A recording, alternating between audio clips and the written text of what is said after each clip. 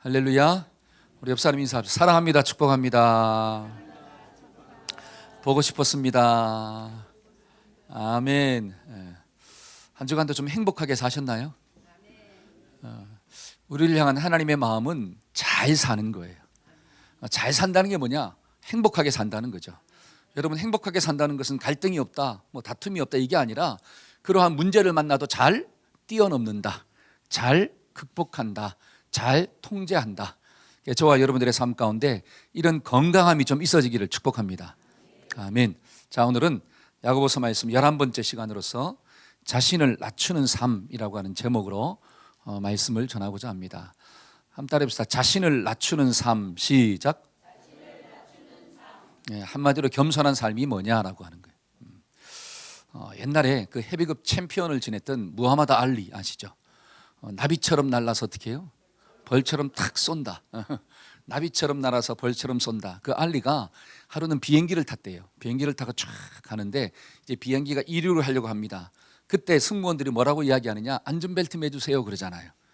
안전벨트 매라고 얘기했어. 그때 이 알리가 뭐라고 이야기하느냐? 아유, 슈퍼맨은 안전벨트가 필요 없어요. 여러분, 슈퍼맨 뭔지 알죠? 잘 모르시는 분들이 있는 것 같아. 슈퍼맨 하고 날아가는 사람들 있죠. 쫙 날아가는 사람들. 그러니까 승무원이 뭐라고 했느냐? 슈퍼맨은 비행기도 필요 없는데. 여기 좀 이해가 돼야 되는데, 그렇죠? 그래야지 웃는데. 여러분, 슈퍼맨은 비행기가 필요 없어요. 왜? 자기가 쫙 날아가니까. 근데 너는 뭐가 아니다? 슈퍼맨이 아니다 이거죠. 그러니까 잔말 말고 뭐 매라? 안전벨트 매라는 거예요. 그냥 잘났다고 막 교만하지 말고, 그렇죠? 벌처럼, 나비처럼 날아서 벌처럼 쏜다고 해서 교만하지 말고 비행기 탔으면 뭐 매라? 할렐루야. 이게 겸손인 줄로 믿습니다. 요 사람들 겸손하게 삽시다. 특별히 언제 겸손해야 되느냐? 잘 나갈 때 겸손해야 돼. 잘 나갈 때 겸손해야 돼. 여러분, 이 야고보서는 신약의 잠언이다라고 불려요. 신약의 잠언. 그러면 다른 말로 이 야고보서 말씀 속에 인생을 살아가는데 꼭 필요한 지혜들이 많다라고 하는 거예요. 그런데 인생을 사는 데 있어서 꼭 필요한 지혜가 뭐냐? 그게 10절에 있는 말씀이래요. 자, 10절 한번 볼까요? 자, 다 같이 한번 읽어봅시다. 주 앞에서 시작. 주 앞에서 낮추라. 그리하면 주께서 너희를 높이실 것이다. 자, 누구 앞에서 좀 낮추어라? 그 주님 앞에서 너를 좀 낮추어라. 다른 말로 하나님 앞에 딱 섰으면 하나님의 말씀을 좀 듣는 자세를 좀 가져라. 네가 아무리 잘났다고 해서, 네가 아무리 똑똑하다고 해서, 네가 아무리 세상에 많은 것들을 가졌다고 해서 그 하나님 앞에 고개를 딱 쳐들고 있으면 그거는 지혜가 아니라고 하는 거예요. 지혜는 하나님 앞에 자기를 낮추는 거예요. 그렇게 살기를 주의 이름으로 축원합니다. 여러분, 사람이 아무리 능력이 있다 할지라도, 여러분, 과학 문명이 발달되어지고 기계 문명이 발달되었다고 해서 여러분, 홍수를 막을 수가 있나요? 리비아에 홍수가 났는데 거기 도대체 몇 명이 죽었을까요? 2만 명 이상이 죽었다라고 이야기합니다. 한두 명이 아니에요. 200명도 아니고 10,000명대가 넘어가요. 여러분, 지진이 일어나니까 수천 명이 죽어나갑니다. 아무리 과학이 발달되어진다 할지라도, 아무리 로봇 AI가 이 세상을 다스린다 할지라도 하나님이 지축을 흔들어버리고 하나님이 비를 내니까 인간은 아무런 존재도 아니라고 하는 거예요. 연약한 존재예요. 때문에 저와 여러분들은 적어도 누구 앞에서는, 하나님 앞에서는 자기를 좀 낮추어야 돼. 근데 사람들이 역으로 사는 거야. 세상 앞에서 권력이 있고 힘이 있고 돈이 많고 똑똑하고 나보다 잘난 사람 앞에는 자기를 낮추는데 하나님 앞에서는 고개를 딱 쳐들고 있다라고 하는 사실이에요. 이게 지혜가 아니라 미련한 거예요. 저와 여러분들은 제발 미련하지 말고 하나님 앞에서 지혜로운 자로 살기를 축원합니다.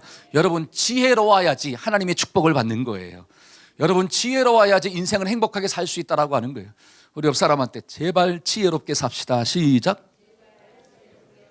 할렐루야. 그래서 여러분들은 참 지혜로운 분들이야. 왜? 오늘 이 시간에 주님 앞에 나와서 겸손하게 주님 말씀만 하시옵소서. 종이 듣겠나이다. 얼마나 좋아요. 근데 막 교환한 사람 지금도 딴 데 가가지고 어떻게 해요? 말씀을 듣지 않아요. 하나님께 나오지 않아요. 삶의 자리에서 하나님을 인정하는 삶을 살지 않는다라고 하는 거예요. 여러분, 성경을 보니까 하나님이 얼마나 힘이 센 분이냐. 자, 계시록 3장 7절 한번 볼까요? 자, 다 같이 한번 읽어봅시다. 시작. 빌라델피아 교회 사자에게 편지하기를 다윗의 열쇠를 가진 이 곧 열면 닫을 사람이 없고 닫으면 열 사람이 없는 그가 이르시되. 잘 보세요. 다윗의 열쇠를 가진 분이 누구냐? 예수님이에요. 그 주님이 어떤 분이냐? 열면 닫을 사람이 없대. 하나님이 문을 열었어. 그러면 그 어떤 인간도 아무리 힘이 센 인간이 할지라도 하나님이 연 문을 닫을 수가 없다는 거예요. 만약에 하나님이 문을 닫았어. 그러면 세상의 모든 것들을 가졌다 할지라도 그 닫은 문을 열 사람이 없다는 거예요. 그러면 누가 제일 세다는 거예요? 진짜로 그렇게 믿으세요? 요게 진짜로 믿어져야지 그 하나님 앞에 탁 낮아진 모습을 가지고 사는 거예요. 근데 많은 사람들이 이걸 안 믿어요. 안 믿어. 그러니까 누구 마음대로 사느냐? 자기 마음대로 살고 자기 생각대로 살고 자기 고집대로 사는 거예요. 저와 여러분들의 지혜는 하나님께로부터 오는 줄로 믿습니다. 그래, 하나님이 제일 센 분이구나. 그래서 하나님 앞에서는 어떻게 하자? 겸손하자. 한번 따라해 봅시다. 하나님 앞에서는 낮아진 삶을 살겠습니다. 요게 지혜구나. 요게 지혜구나. 이런 삶을 살 때 저와 여러분들의 은혜가, 하나님 주시는 놀라운 축복이 날마다 임하는 역사가 나타나는 거예요. 그러면 오늘 본문의 말씀을 통해서 그러면 구체적으로 하나님 앞에서 낮아지는 삶이 어떻게 드러나느냐라고 하는 거예요. 하나님 앞에서 자기를 낮추는 삶이 어떤 모습으로 나타나고 있는가, 그걸 두 가지로 오늘 본문은 이야기하고 있는 거예요. 첫째는 이웃을 비방하거나 판단하지 말자라고 하는 거예요. 한번 따라해 봅시다. 이웃을 비방하지 말고 판단하지 맙시다. 시작. 요게 겸손이라는 거예요. 여러분, 내 옆에 있는 사람들, 내 가족들 또는 내가 만나는 모든 사람들, 그들을 내가 비방하거나 판단하지 말라는 거예요. 그렇게 사는 게 하나님 앞에서 자기를 낮추는 실제적인 겸손의 모습이다라고 성경은 이야기합니다. 자, 본문의 말씀 한번 볼까요? 11절과 12절. 형제들아. 자, 시작. 형제들아, 서로 비방하지 말라. 형제를 비방하는 자나 형제를 판단하는 자는 곧 율법을 비방하고 율법을 판단하는 것이라. 내가 만일 율법을 판단하면 율법의 준행자가 아니요 재판관이로다. 입법자와 재판관은 오직 한 분이시니 오직 능히 구원하시기도 하시며 멸하기도 하시느니라. 너는 누구이기에 이웃을 판단하니? 너는 누구이기에 왜 이웃을 비방하고 판단하냐라고 하는. 이웃을 예를 들어서 판단하는 분은 오직 누구밖에 없느냐? 하나님 한 분밖에 없다. 여러분, 내 옆에 있는 사람을 비방한다. 여러분, 비방이 뭐냐면 슬렌더, 막 흠집을 낸다는 뜻이에요.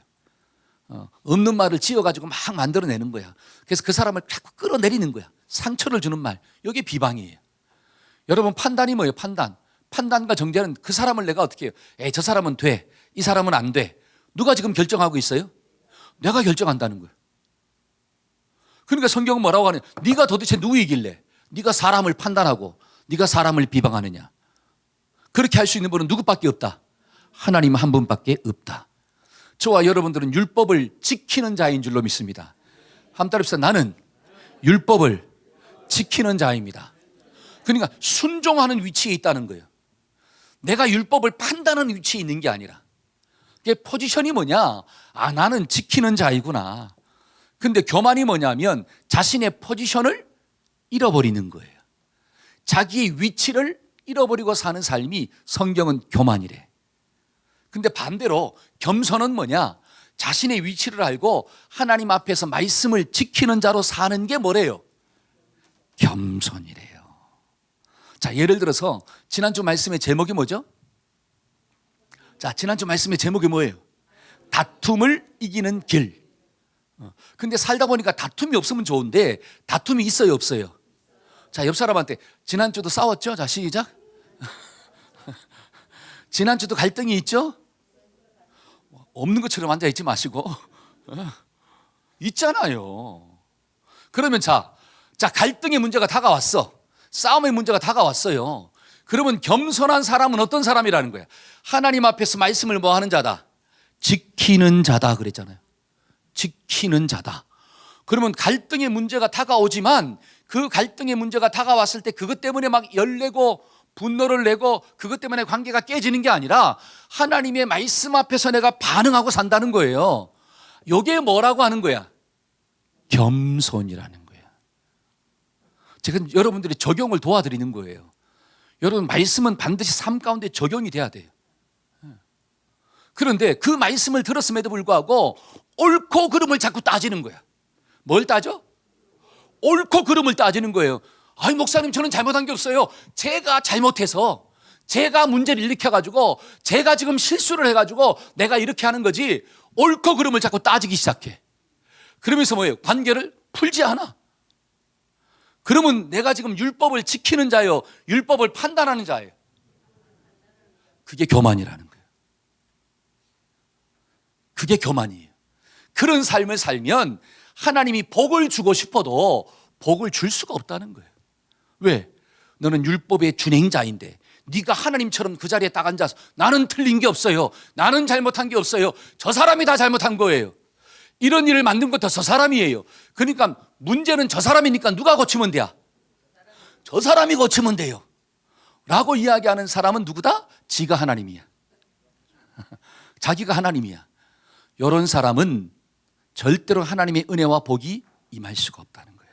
오늘 말씀으로 적용해 보니까 하나님 앞에서의 겸손은 뭐냐? 그래, 나도 율법을 뭐하는 자이구나, 지키는 자이구나. 그래, 네가 잘못한 게 없지. 맞아, 너 잘못한 게 없어. 저 사람이 연약해서 넘어진 거야. 그러면 저 사람의 연약함을 좀 어떻게 해줘? 정죄하거나 판단하거나 옳고 그름을 따지지 말고 그를 품어주고 위에서 기도해주고 용서해줘야지. 내가 율법을 지키는 자예요. 그러면 그 말씀에 내가 순종하는 거죠. 저와 여러분들이 좀 그렇게 살기를 축원합니다. 여러분, 성경에 보니까 주님은 저와 여러분들을 사람 낚는 어부로 불렀대요. 누구로 불렀어요? 나를 따라오너라, 내가 너희로 사람을 낚는 어부가 되게 할 것이다. 그러면 사람을 낚는다라고 하는 것은 사람을 살린다는 거잖아요. 그러면 저와 여러분들이 살리는 말을 해야 돼, 죽이는 말을 해야 돼? 위로하는 말을 해야 돼요, 상처 주는 말을 해야 돼? 알기는 어떻게 알아요, 막. 그렇죠? 그런데 살다 보니까 막 말이 뭐가 나오느냐? 상처 주는 말, 힘 빼는 말, 절망의 말, 인간적인 말, 하나님의 말씀을 전하는 게 아니라 자기 생각의 말. 그러니까 사람은 업으로 살아야 되는데 사람을 떨어뜨리는 업으로 사네. 물고기 잡아놓으면 자꾸 어떻게 해요? 던져버려. 그러면 과연 너의 위치에서 제대로 잘 살고 있냐라고 하는 거예요. 못 사는 거죠. 여러분, 그것을 성경은 뭐라고 하느냐? 교만이라고 이야기합니다. 근데 성경을 보니까 하나님은 그런 교만한 자를 대적하신대요. 다른 말로 하나님이 원수처럼 생각하고 싸운다는 거야. 그러면 과연 저와 여러분들이 교회 나와서 기도한다고 하지만 하나님 주시는 복을 받을 수 있냐라고 하는 거예요. 절대로 받을 수가 없죠. 우리가 말씀에 순종하는 자가 되기를 축복합니다. 그러니까 험담하는 말, 비방하는 말, 정죄하는 말, 판단하는 말 하지 말고 내 이웃들에게 사랑의 말, 위로의 말, 소망의 말을 많이 하기를 축원합니다. 아멘. 여러분, 이 아프리카 선교의 아버지라고 불리우는 이 데이빗 리빙스톤 선교사님이 있어요. 리빙스톤 선교사님. 이 선교사님이 아프리카로 이제 선교를 갔는데 아내가 참 연약해요. 몸이 많이 아파. 그래서 이 선교 초기 사역에 이 선교 사역을 좀 세팅을 해놓고, 어느 정도 좀 세팅을 해놓고 그 아내를 데려와야 되겠다라는 생각을 가지고 혼자 간 거예요. 자, 혼자 갔는데 주변에 많은 동역자들이 자꾸 이야기를 이상하게 말하는 거야. 부부 사이가 좀 어떻게 하나 보다? 안 좋은가 봐. 아니, 가는데, 사역지로 가는데 부부가 같이 가야지 왜 혼자 갔냐라고 하는 거야. 혼자 가는 거 보니까 별로 관계가 안 좋은가 봐. 목사가 관계가 좋아야지, 가족 관계가 좋아야지 사역을 감당할 텐데 혼자 가서 어떻게 하지? 또 어떤 사람도 이렇게 말해요. 야, 선교사 사모라면, 선교사 아내라면 헌신도가 높아야 되는데 고생하기 싫어가지고 안 가나 보다. 뭐 하기 싫어서? 고생하기 싫어가지고, 그러니까 선교사 삼으로서 다 제로다 이거지. 그런 얘기를 하는 거예요. 이런 얘기 저런 얘기 수근수근 비방하는 말, 정죄하는 말, 판단하는 말을 자꾸 하는 거야. 근데 그 이야기가 이 선교사님 귀에 들려와요, 안 들려와요? 들려오잖아요. 그러니까 견디다 못해가지고 그냥 데려오자 하고 그 아내를 데려온 거예요. 근데 데려와서 얼마 있지 않아가지고 풍토병에 걸려가지고 죽은 거예요. 실제적으로 그래요. 실제적으로 그 사모님이 선교지에서 사망해서 죽었습니다. 풍토병에 걸려서. 잘 보세요. 지금 리빙스톤 선교사님은 아내가 육신적으로 연약하다는 걸 알아요. 그래서 선교 초기 사역은 조금 힘듦이 있으니까 어느 정도 세팅을 다 해놓고 그 다음에 아내를 데려오려고 했는데 그것을 모르는 주변의 많은 목사들이, 주변의 많은 장로들이, 주변의 많은 성도들이 뭐라고 이야기하느냐? 부부관계가 안 좋은가 보다, 아내가 헌신도가 떨어지나 보다, 헌신하고자 십자가 지고자 하는 마음이 없나 보다, 그런 얘기를 자꾸 얘기하는 거예요. 한 사람이 아니라 수많은 사람들이, 한 번도 아니고 계속해서. 그러니까 결국 그 아내가 풍토병에 걸려서 죽었더라고요. 여러분, 살려야 할 사람이 어떻게 했어요? 죽이는 역할을 감당한 거예요. 무엇 때문에? 비방하는 말. 그렇죠? 남을 정죄하고 판단하는 말. 나는 아무런 생각 없이 내뱉었지만 그 말 한마디가 상대방의 마음 가운데는 크나큰 상처가 되고 아픔이 된다라고 하는 사실이. 그러니까 성경은 뭐 하느냐? 네가 누구이기에 비방하고, 네가 누구이기에 다른 사람을 정죄하고 판단하느냐? 그것을 제발 끊어라. 한번 따라합시다. 제발 끊자. 시작. 할렐루야. 저와 여러분들은 소망의 말을 하기를 축원합니다. 믿음의 언어를 좀 선포하기를 소원합니다. 이게 살리는 말이고 저와 여러분들이 해야 할 위치에 있다라고 하는 거예요. 여러분 잘 보세요. 이 사탄이 가지고 있는 속성 중에 하나가 뭐냐? 그게 참소예요. 자, 한번 성경 한번 볼까요? 계시록 12장 10절. 자, 다 같이 한번 읽어봅시다. 시작. 내가 또 들으니 하늘에 큰 음성이 있어 가로되 이제 우리 하나님의 구원과 능력과 나라와 또 그의 그리스도의 건세가 이루었으니 우리 형제들을 참소하던 자, 곧 우리 하나님 앞에서 밤낮 참소하던 자가 쫓겨났고. 자, 형제들을 밤낮 뭐 한다고요? 참소가 뭐예요? 비방하고 헐뜯고 정죄하고. 이거는 뭐냐? 관계를 깨는 거다고. 날마다 관계를 깨기 위해서 옆에서 막 말하는 존재가 누구냐? 요게 사탄 마귀래요. 요게 귀신의 역사예요. 그러면 자, 그 사탄 마귀 형제들을 참소하는 자가 하나님 앞에서 어떻게 됐대요? 결과는 쫓겨났대. 다른 말로 하면 하나님의 심판을 받았다라고 하는 뜻이에요. 그러면 예를 들어서 저와 여러분들이 하나님의 말씀을 지키는 위치에 있어야 할 내가, 사람을 살려야 할 그 사람 낚는 업으로 살아야 할 내가, 하나님의 말씀을 선포하고 소망의 말을 선포해야 할 내가 비방의 말, 정죄의 말, 판단의 말을 자꾸 하고 있으면 내가 하나님의 일꾼으로 쓰임받는 거예요? 사탄의 일꾼으로 쓰임받는 거예요? 알았어요? 몰랐어요? 목사님, 저는 몰랐어요. 모르고 죄를 지어도 맞는데. 근데 알고 죄를 지으면 더 맞는데요. 근데 지금은 알았잖아. 그렇죠? 한번 따라서 지금은 들어서 알았습니다. 시작. 그럼 오늘부터는 어떻게 해야 돼요? 한번 따라서 오늘부터는 하지 맙시다. 시작.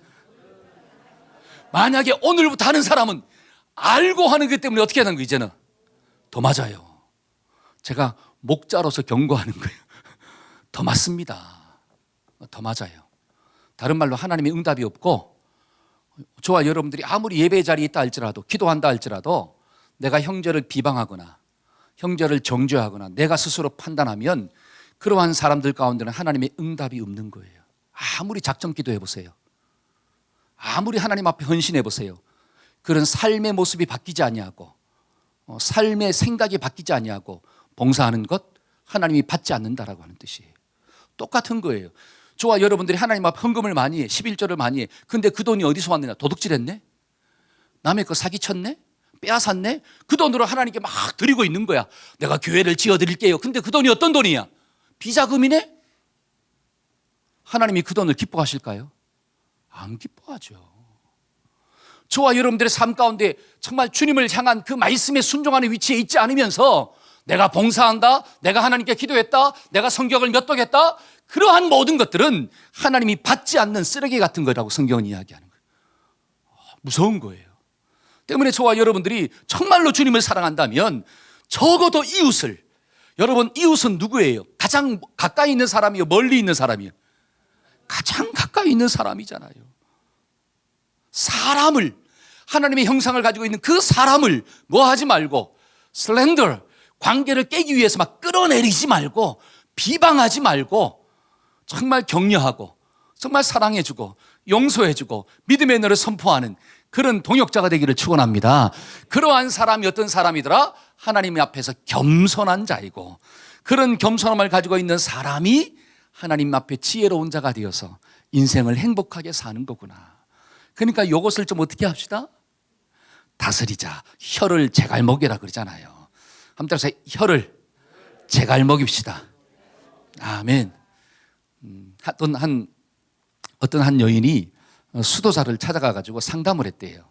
이 여인이 어떻게 얘기했느냐. 수도사님, 저는 입만 열면 사람을 비방하고 자꾸 입만 열면 판단하고 정죄하는 그런 습관이 있어. 어떻게 하면 좋아요? 이걸 좀 고칠 수 있도록 좀 도와주세요. 그랬대. 그러니까 수도사님이 뭐라고 했느냐. 그러면 내가 가르쳐준 대로 다 할 수 있겠어요? 할 수가 있대. 그러니까 이 여인에게 이렇게 이야기했다고 합니다. 가까운 시장에 가서 닭 한 마리를 사와라. 닭 한 마리. 닭 한 마리 사오면서 자, 그 닭 한 마리를 사서 올 때, 자, 수도원으로 올 때 털을 하나씩 다 뽑아서 길거리에 뿌려라. 여러분, 살아있는 닭을 털어 뽑는다는 게 쉬워요, 어려워요? 어렵잖아요. 다 뿌려라. 그러니까 뭐든지 시키는 대로 한다고 했으니까 걔가 닭 한 마리를 딱 사가지고 있잖아요. 오면서 털을 뽑으면서 그러니까 막 난리가 치잖아요. 근데 뽑으면서 어떻게 해요? 뿌리고 왔어. 딱 오니까 수도사가 막 박수를 치면서 잘했대. 잘했다고, 수고했다고. 자, 이제는 그 길거리에 뿌리고 온 털을 다시 다 주워와라. 그러니까 여인이 뭐라고 이야기하느냐. 아니, 수도사님, 그 털이 다 날아가 버렸지 있겠습니까? 그리고 또 이렇게 막 고통스러운 이 닭을 가지고 어떻게 또 갑니까? 이렇게 얘기하니까 그 수도사가 이런 말을 했대요. 여인이여, 당신이 내뱉은 말은 결단코 뭐 할 수가 없다. 주워 담을 수가 없습니다. 당신이 그 뱉은 말이 닭의 털을 뽑듯이 사람들의 마음 가운데 상처가 됐다는 거예요. 그 상처된 말은 절대로 주워 담을 수가 없는 거예요. 그러니까 말하기 전에 생각하세요. 이게 훈련이에요. 한번 따라합시다. 말하기 전에 훈련합시다. 근데 많은 사람들이 일단 뭐부터 해버려? 말부터 하고 난 다음에 그 다음에 어떻게 하는 거예요? 생각하는 거예요. 그러니까 힘들다라고 하는 거예요. 그러니까 저와 여러분들이 이 언어를 제갈먹이다 훈련시켜야 되잖아요. 이거는 뭐냐? 내가 무슨 말을 하기 전에 반드시 뭐부터 해라? 생각부터 해라. 이게 훈련된 사람들은 말의 실수가 적다라고 하는 거예요. 말의 실수가 적은 사람은 온전한 사람이에요. 근데 말의 실수가 많은 사람은 연약한 사람인 거예요. 때문에 저와 여러분들이 정말 이 말을 할 때 특별히 비방의 말, 특별히 정죄의 말, 판단의 말은 깊은 생각을 하고 절제하기를 주의 이름으로 축원합니다. 그러니까 생각하는 훈련, 그게 뭐예요? 첫째는 팩트냐? 네가 말하고자 하는 건 네가 그게 진짜냐? 팩트냐? 자, 팩트라고 치자. 그러면 그게 꼭 필요한 말이냐? 꼭 필요한 말이냐? 그래, 그게 꼭 필요한 말이라고 치자. 그러면 부드럽게 이야기하느냐? Is it kind? 친절하냐? 이거를 생각하라는 거예요. 이거를 생각하면 저와 여러분들의 이 언어가 통제될 줄로 믿습니다. 그래야지 그게 뭐예요? 하나님 앞에서 뭐한 자야? 겸손한 자다. 저와 여러분들이 정말 하나님 앞에서 겸손한 자가 되어서 우리가 형제를, 이웃을 비방하거나 정죄하지 말고 칭찬하고 격려해주고 세워주는 복된 언어가 되기를 축원합니다. 그게 뭐라고 하는 거예요? 하나님 앞에서 실제적인 겸손이다라고 하는 거예요. 두 번째로 하나님 앞에서 자기를 낮추는 겸손이 무엇일까요? 자, 13절부터 16절 한번 읽어볼까요? 자, 13절부터 16절입니다. 자, 다 같이 한번 읽어봅시다. 시작.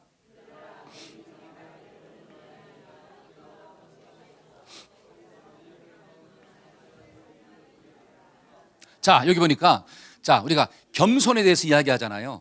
자, 하나님 앞에서 겸손이 뭐냐?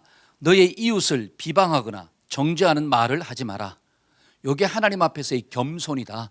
율법을 지키는 자의 위치에 있어야지 네가 율법을 판단하는 자의 위치에 있으면 그게 교만이 된다. 이런 게 지혜죠. 자, 두 번째는 뭐냐? 자, 들으라. 너희 중에 말하기를 오늘이나 내일이나 그 다음에 1년을 머물면서, 자, 오늘은 현재잖아요. 그렇죠? 오늘은 현재야. 자, 내일과 1년은 뭐예요? 미래잖아요. 그러면 자, 오늘과 내일 속에 자, 여기 본문에 나오는 이 사람은 뭐를 가지고 있느냐? 계획이 있다는 거야. 자, 1년을 머물면서 뭐 한다? 장사할 거야. 자, 미래에 대한 계획을 세우잖아요, 지금. 그렇죠? 내가 오늘과 내일과 1년 뒤에 여기에 머물면서 장사할 거야. 근데 계획을 세웠는데 그 계획이 자, 장사하면 뭐를 남긴대요? 이익을 남긴다. 그러니까 계획 가운데서 소망이 있다는 거잖아요. 이윤을 남기겠다. 자, 지금 이 사람이 오늘과 내일 속에서 계획을 가지고 있습니다. 그 계획은 소망적인 계획이고 남들이 바라볼 때는 긍정적인 계획이에요. 왜? 이윤을 남기겠다고 하니까 성공하겠다는 거죠. 근데 이런 사람들에게 지금 야고보가 뭘 이야기하느냐라고 하는 거예요. 그 다음 절 한번 볼까요? 자, 그 다음 14절. 자, 시작. 내일 일을 너희가 알지 못하는도다. 너희 생명이 무엇이냐? 너희는 잠깐 보이다가 없어지는? 자, 내일 일을 너희가 안다는 거예요? 모른다는 거예요? 모른다. 근데 지금 오늘과 내일에 대해서 네가 뭘 세우고 있느냐? 계획을 세우잖아요. 그러면 내일 일을 네가 알 수가 없는데 그 계획 속에 누가 있어야 된다는 거예요? 하나님이 있어야 된다는 거예요. 근데 교만한 사람은 오늘과 내일 속에 그 계획 속에 하나님이 있다는 거 없다는 거예요? 하나님이 없다는 거예요. 자, 부모들이 자식을 키웁니다. 계획이 있잖아요. 아, 초등학교 보내고 중학교 보내고 고등학교 보내고 그래서 공부는 이렇게 시키고 이렇게 건강도 이렇게 하고 야, 어떤 문화적인 것도 이렇게 가르쳐주고 그래서 내 자식을 잘 키워서 어디에 좀 보내고 좋은 대학 이윤을 남길 것이다. 그러자 이익을 남긴다. 그러니까 잘 키워가지고 좋은 대학도 보내고 좋은 직장도 보내고 능력 있는 사람 그렇죠 만나서 시집장가도 보내고 집도 잘 살게 만들고 그래 주택도 이렇게 저축하고 그래서 내 자식의 인생을 이렇게 계획하고 있어요. 이윤을 남길 것이다. 잘 키울 것이다. 이런 계획을 가지고 있어. 그게 나쁘다는 게 아니에요. 근데 그 계획 속에 누가 없다는 거예요? 하나님이 없다는 거예요. 네가 아무리 그렇게 계획했다 할지라도 네 자식을 키우는 분이 너냐 하나님이냐. 그걸 지금 야고보가 이야기하는 거예요. 겸손이 뭘까요? 여러분, 겸손은 저와 여러분들의 오늘과 내일의 계획 가운데 하나님이 간섭하는 게 겸손이에요. 그러면 교만이 뭡니까? 오늘과 내일의 인생 가운데 하나님이 없이 사는 게 교만이라는 거예요. 아무리 네가 열심히 산다 할지라도 네가 아무리 수고하고 땀을 흘리고 산다 할지라도 그래서 이 땅에 많은 것들을 가졌다 할지라도 높은 자리에 올라갔다 할지라도 좋은 대학 들어갔다 할지라도 네가 좋은 남자 만나고 여자 만나서 아름다운 가정을 만들었다 할지라도 거기에 하나님이 없다면 nothing, 아무것도 아니다. 쓸데없는 것을 헛하는 것을 자랑한다. 성경은 이렇게 나오더라고요. 그러니까 지금 야고보가 뭘 이야기하느냐? 야, 그러한 모든 것들은 악한 거야. 허탄한 것을 자랑하는 거야. 의미가 없는 거야. 왜? 뭐가 빠지면? 하나님이 빠지면. 여러분, 예를 들어서 어떤 사람이 시집을 갑니다. 어떤 사람이 장가를 가요. 그래서 뭐를 준비합니까? 집도 준비하고 혼수도 준비하고 집안에 들어갈 모든 것들을 준비하잖아요. 다 준비해놨어. 여러분, 신부가 다 준비했습니다. 그런데 막상 누가 안 들어오네? 신랑이 안 들어오네? 거기 또 막상 내가 들어가 살지 않아. 집은 막 엄청나게 좋아요. 거기에 냉장고도 있고 침대도 있고 막 좋은 것들은 다 갖다 놨어 막. 근데 거기에 누가 살지 않느냐? 사람이 살지 않아. 그러면 그런 집을 뭐라 그래요? 흉가라 그러잖아요. 흉가. 여러분, 흉가는 다른 말로 뭐예요? 누구 나오는 집이야? 귀신 나오는 집이래. 누가 안 사니까? 사람이 안 사니까. 여러분, 그 많은 것들을 준비했다 할지라도 nothing, 허탄하다라고 성경은 이야기하는 거예요. 그러면 지금 야고보가 뭘 이야기하는 것입니까? 미래에 대한 계획을 세우지 마. 이게 아니라 그 계획도 세워야 되고 그것을 이루기 위해서 수고의 땀도 흘려야 돼요. 그런데 그 속에 반드시 누구를 개입시켜? 하나님을 개입시켜. 하나님께 먼저 물어봐. 네가 다 계획해놓고 하나님 이 계획을 이루어 주세요. 이렇게 기도하는 것은 교만이에요. 먼저가 나잖아. 그게 아니라 하나님 어떻게 하면 좋을까요? 하나님께 먼저 기도하고 말씀 보고 하나님과의 관계성 속에서 계획을 세워가는 거야. 이게 겸손이래요. 여러분, 겸손이 뭔지를 아시겠죠? 어때? 아멘을 하셔야 되는데. 이렇게 산다는 게 쉬워요, 어려워요? 어렵잖아요. 그러니까 성경은 분명히 이야기하지 않습니까? 주님을 따라가는 길은 넓은 길이 아니라 어떤 길이다? 좁은 길이다. 근데 그 길로 가는 사람이 많다, 적다? 적다. 그러니까 교회 안에도 불신자들이 많다는 거예요. 그래서 교회 나오지만 하나님의 뜻대로 따라가는 사람들은 적다는 거예요. 그러니까 천국에는 적다라고 하는 거예요. 그러니까 부자가 천국 들어가는 게 그렇게 힘들대. 이거는 뭐냐? 부자는 교만한 사람이거든요. 내가 내 인생을 계획하는 사람이 어떻게 천국을 갈 수가 있겠습니까? 천국은 다른 말로 하나님의 통치권이 임하는 장소인데, 하나님의 다스림이 임하는 장소인데, 다른 말로 주인이 바뀐 자들인데, 여러분 예수 믿었다라고 하는 것은 주인이 바뀌었다는 거예요.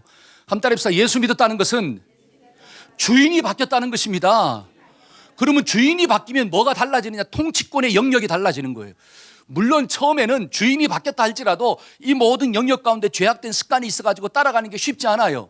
그러나 1년 지나고 2년 지나고 3년 지나고 10년 지나고 20년 지나면 내 속에 있는 통치권의 영역이 더 넓어지는 거예요. 하나님의 통치권이 넓어지는 거예요. 그게 성숙이에요. 저와 여러분들이 예수 믿으면 구원받습니다. 한번 따라합시다. 예수 믿으면 구원받습니다. 여러분 믿었다라고 하는 것은 왕을 바꿨다는 뜻이에요. 그러면 성숙은 뭐냐? 그 왕의 통치 가운데 내가 들어간다는 뜻이에요. 저와 여러분들이 정말 그 통치 가운데 들어가는 겸손함이 있어지기를 소망합니다. 여러분 나폴레옹이 있잖아요. 러시아를 정복하고자 하는 꿈이 있었대요. 근데 러시아는 참 정복하기 힘든 나라래. 왜? 날씨가 너무 춥대요. 그래가지고 신하들이 반대했어요. 왕이여, 절대로 러시아는 정복할 수가 없는 나라입니다. 그러니까 정복을 꿈꾸지 맙시다 라고 했는데, 이 나폴레옹이가 뭐라고 하냐? 나는 들어간다. 그러니까 이 신하가 마지막으로 권면했다고 합니다. 왕이여, 계획은 사람이 하지만 그 모든 것들을 이루시는 분은 하나님이십니다. 야, 그러니까 나폴레옹이 뭐라고 하느냐? 야, 계획도 내가 하고 이루는 것도 내가 하는 거야. 무슨 하나님이, 내가 다 하는 거야. 그래가지고 실제적으로 러시아를 정복하려고 갔잖아요. 근데 정복했을까요? 못했을까요? 못합니다. 추위 때문에. 그래서 결국 나폴레옹이 그때부터 쇠락의 길로 가는 거예요. 망하는 역사가 나타나요. 저와 여러분들이 미래에 대한 계획을 세우지 말라가 아니라 내가 세웠다고 해서 그것이 다 이루어지지는 않는다는 거예요. 왜? 하나님이 함께하지 아니하시면. 때문에 지혜로운 사람은 누구한테 묻는 거예요? 하나님께 묻는 거예요. 여러분 자녀를 키울 때도 하나님께 기도하고 키우기를 축원합니다. 공부시키지 말라는 게 아니에요. 공부시켜야 되죠. 학원 보내지 말라는 게 아니에요. 학원 보내야 되죠. 우리 지인아, 열심히 공부하기를 바랍니다. 우리 또 누구지? 저 뒤에. 아니 뒤에. 은우인가? 은율이 맞다. 은율아, 공부하지 말라가 아니야. 공부 열심히 해야 돼. 민준아, 공부 열심히 해야 돼요. 아멘. 네. 근데 그 공부 가운데 뭐가 들어가야 돼요? 하나님이 들어가야 된다는 거야. 네가 하나님이 없이 서울대 나오고 하나님이 없이 아무리 좋은 직장 갔다 할지라도, 내가 세상의 모든 것들을 가졌다 할지라도 그 속에 하나님이 없으면 everything을 가졌다 할지라도 nothing, 아무것도 가지지 못한 자라고 성경은 이야기하는 거예요. 그 교만한 자는 하나님이 절대로 축복할 수가 없다는 거예요. 그러나 다른 말로 세상의 everything을 내가 가지지 못했다 할지라도, 정말 내가 부족해서 좀 연약함이 있다 할지라도 내 인생 가운데 하나님이 함께 하시면 나는 모든 것들을 가진 자로다. 이게 바울의 고백이에요. 여러분, 우리가 자녀를 키울 때도 이런 자녀로 키우기를 축원합니다. 우리가 하나님의 말씀을 들었으면 이런 영적 사고가 우리의 자손들에게 흘러가야 돼요. 그래야지 그 자손들이 이 땅 가운데서 거룩한 자가 되어지고 세상을 벗하지 아니하고 정말 하나님과 벗되어서 정말 하나님의 축복을 누리며 사는 축복된 존재가 되는구나. 저는 우리 사랑하는 모든 동역자들이 이런 축복이 좀 있어지기를 소망합니다. 아멘. 우리 시편 한번 볼까요? 시편 4절 한번 읽어보겠습니다. 다 같이. 자, 자 시작. 악인은 그의 교만한 얼굴로 말하기를 여호와께서 이를 감찰하지 아니하신다 하며 그의 모든 사상에 하나님이 없다 하나이다. 이게 악인이래요. 이게 교만한 자예요. 모든 사상에 뭐가 없어요? 하나님이 없다.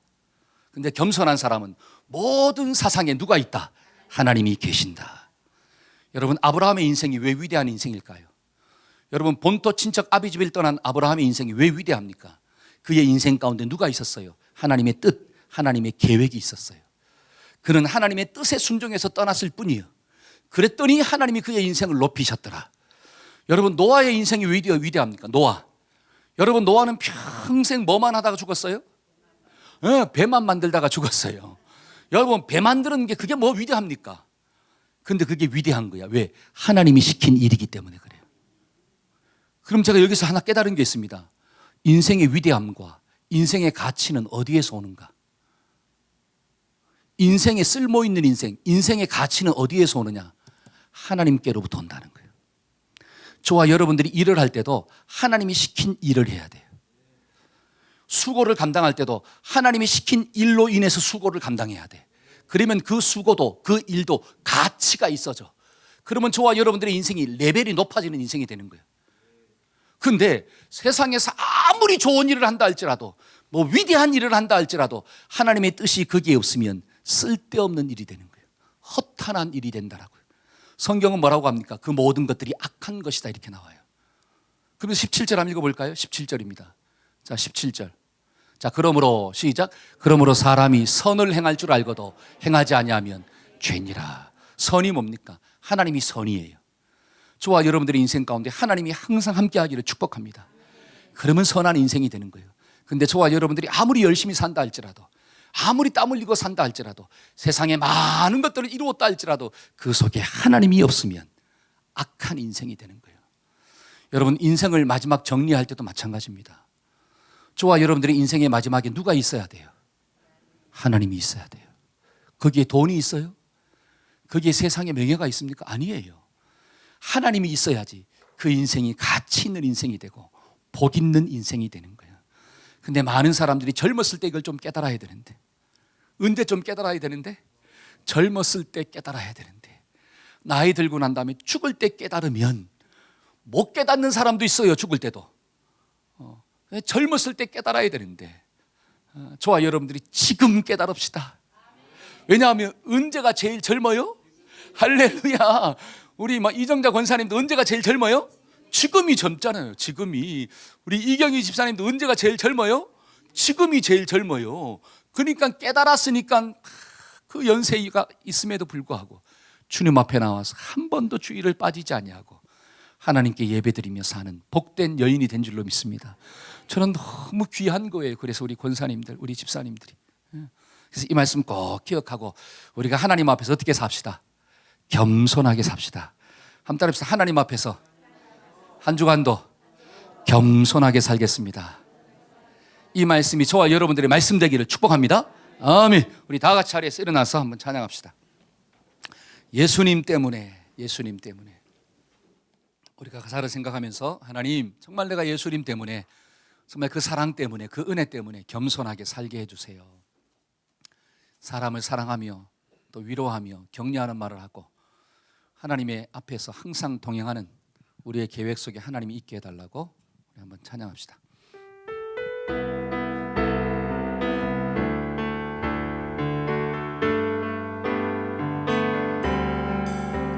숨을 쉴 수 없을 만큼 많이 아픈데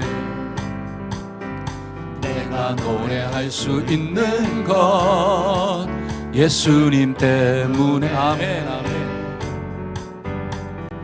살아있는 것보다 죽음이 아름다울 만큼 지쳐도 일어설 수 누구 때문에? 있는 것 예수님 때문에. 예수님 때문에. 아멘. 그 사랑 때문에 날 위해 죽으신 십자가 때문에. 아멘. 예수님 때문에 그 사랑 때문에 지금도 날 위한 그 기도 때 예수님 때문에. 예수님 때문에. 아멘. 그 사랑 때문에 날 위해 죽으신 십자가 때문에. 우리 오른손 들고 예수님 때문에. 아멘, 아멘. 그 사랑 때문에 지금도 날 위한 그 기도 다시 한번. 예수님 때문에. 예수님 때문에. 아멘입니다. 그 사랑 때문에 날 위해 죽으신 십자가 때문에 아멘. 예수님 때문에 그 사랑 때문에 지금도 날 위한 그 기도 때문에 우리 오른손 가슴에 얹고 한번 기도 받읍시다. 하나님, 예수님의 사랑 때문에 오늘도 이 자리에 있는 줄로 믿습니다. 예수의 사랑을 많이 받은 사람은 겸손한 사람입니다. 예수님을 사랑하면 율법을 준행하는 위치에 있는 것입니다. 나의 계명을 가지고 지키는 자라야 나를 사랑하는 자니 나를 사랑하는 자는 내 아버지께 사랑을 받을 것이다 라고 약속하셨사오니 하나님, 사랑하는 귀한 모든 동역자들이 하나님의 사랑을 받고 살게 하여 주옵소서. 한 주간 삶 가운데서, 가정에서 또는 직장에서, 교회에서 우리의 이웃들을 향하여 비방하지 않도록 도와주시고 판단하거나 정죄하지 않도록 도와주옵시며 우리의 말이 살리는 말, 격려하는 말, 소망의 말, 생명의 말을 전하게 하여 주옵소서. 하나님, 우리의 오늘과 내일 가운데 하나님이 함께하기를 소원합니다. 하나님이 없는 인생은 교만한 인생이고 하나님이 없이 세상의 모든 것들을 가졌다 할지라도 허탄한 것을 자랑한다로 이야기했사오니 하나님, 우리 모든 자들이 허탄한 것을 쫓아 사는 자들이 아니라 가장 가치가 있는 하나님과 함께 더불어 살아가는 모든 복된 자들이 될 수 있도록 주님 축복하여 주시옵소서. 지금은 우리 주 예수 그리스도의 무한하신 사랑과 하나님의 지극한 은혜와 성령의 교통하심의 역사가 말씀 붙잡고 살고자 결단하는 우리 모든 동역자들의 삶 가운데, 우리 자녀들의 인생 가운데 지금부터 영원토록 함께 하시기를 간절히 축원하옵나이다. 아멘. 아멘.